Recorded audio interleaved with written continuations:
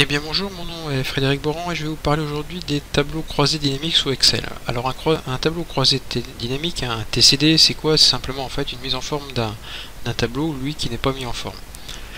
Ici, je vous ai préparé un petit tableau avec des régions est-ouest, nord-sud, des produits vendus par région et les quantités vendues. L'idée en fait étant que ça, c'est pas très exploitable. Ce qu'on aimerait bien voir, c'est par exemple pour la région Est, combien il y a eu de P1 vendu, combien de P2, combien de P3, etc. par région, ou inversement, pour le produit P1, combien il y a eu de produits P1 vendus pour l'Est, produit P1 vendu pour l'Ouest, etc. Donc vous voyez qu'un tableau comme ça va être difficilement exploitable, hein. Il va falloir passer par des tas de choses intermédiaires avant de pouvoir obtenir ce qu'on veut. Il y a ce qu'on appelle donc les tableaux croisés dynamiques, donc croisés au sens où on va croiser les informations. Donc pour vous montrer ce que c'est relativement simple. On va sélectionner d'abord toute la plage. Vous allez aller au-dessus là dans Insertion. Bon, prenez pas l'assistant, hein, si vous avez qu'on n'a jamais fait, c'est toujours un peu compliqué. Donc vous venez aller directement dans Tableau croisé dynamique. Alors, qu'est-ce qu'il vous demande? Il vous demande de sélectionner la plage, ça c'est fait. Où vous voulez mettre votre tableau? Nous on va aller dans la feuille de calcul existante. On va faire très simplement, on va aller le poser ici. Ok. Donc là, il nous demande qu'est-ce qu'on veut faire dans notre tableau.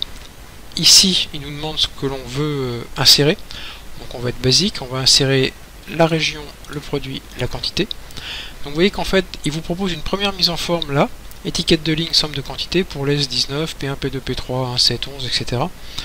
Donc ça peut être déjà satisfaisant pour vous, hein, si ça vous convient, puisque là en fait vous avez le total par région et le total par produit. Maintenant moi ce qui m'intéresserait serait plutôt des choses un petit peu différentes. Donc on va venir ici avec filtre, colonne, valeur, ligne, et on va lui dire qu'en colonne, ce que l'on veut, par exemple, c'est les régions. Donc on va cliquer sur région avec le clic gauche.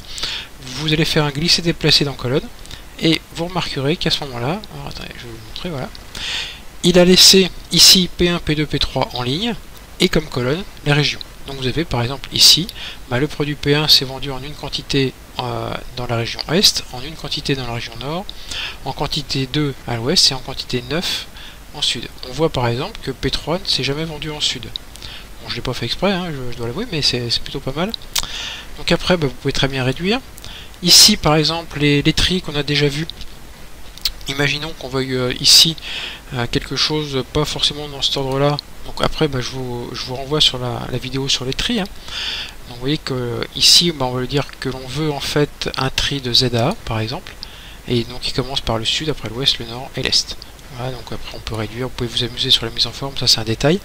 Voilà, donc vous voyez que les tableaux croisés dynamiques, vous en avez peut-être déjà entendu parler, on vous a dit que c'était très compliqué. En fait maintenant avec Excel, il vous fait ça très vite et très bien.